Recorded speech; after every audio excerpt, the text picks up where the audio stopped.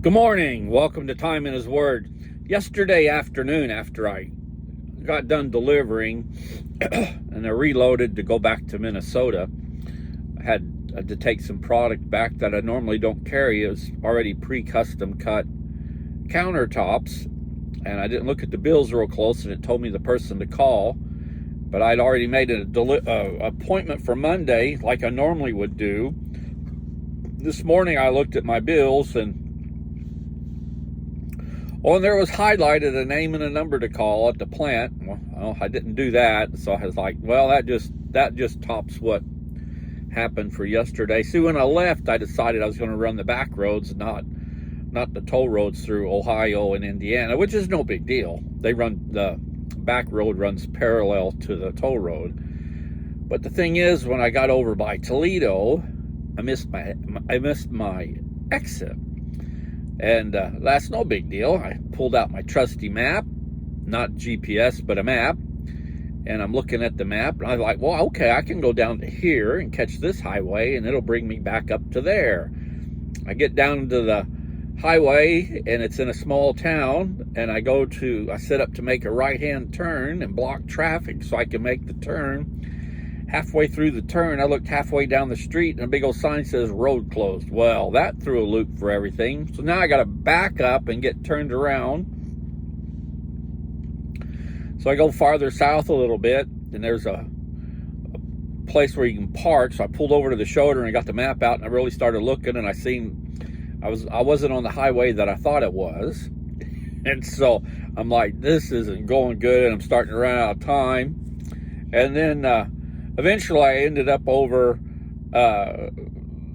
about 30 miles out of the way, and I knew there was truck stops over there, so I just called it a day. And then I got up this morning to take off, and sometime during the night, my cigarette lighter plug went out. And so when it went out, not the plug itself, but the little adapter to plug your charging cords into, that went out. So my phone didn't charge. My watch didn't charge.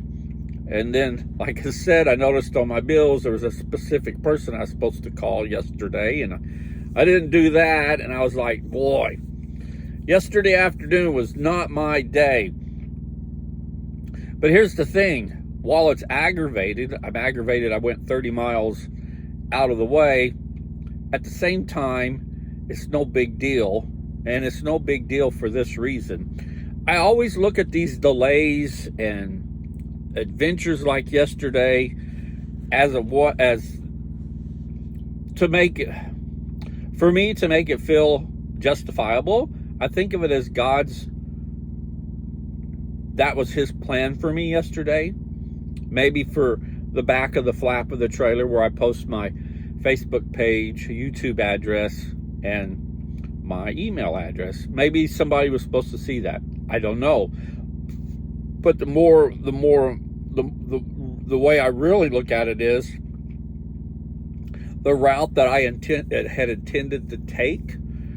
I always figure that because of yesterday's mishaps and missed turns and stuff, that there was either an accident that he was having me go like I did to avoid, or something was going to happen on that route that I had planned on taking and missed my turn and went 30 miles out of the way, and he took me out of the way of harm's way. That's the way I look at those things, because after all, I am a child of God, and he's going to protect me. And so, well, like I said, yes, it's aggravating that I went 30 miles out of the way as an owner-operator. That's wasted fuel. But you know what?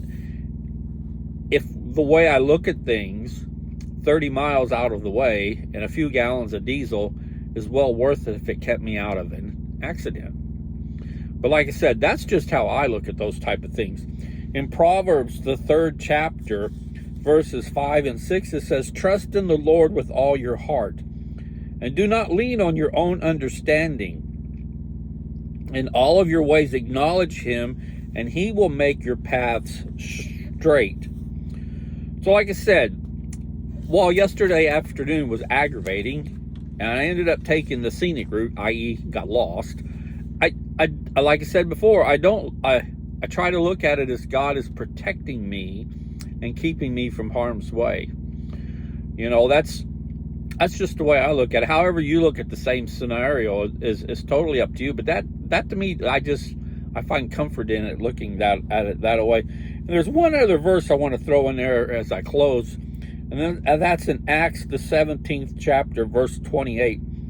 And it says, "For in him we live and move and exist, as even some of our own poets have said, for we also are his children." Now that last few words there, we are also his children. Think of it this way: as parents, if we see harm coming to our children, we're going to do whatever we can to help them avoid being in harm's way. So if we look at it the same way as I looked at yesterday afternoon, God, in an emphasis wisdom and the ability of seeing everything that was going to unfold yesterday, kept me from harm's way.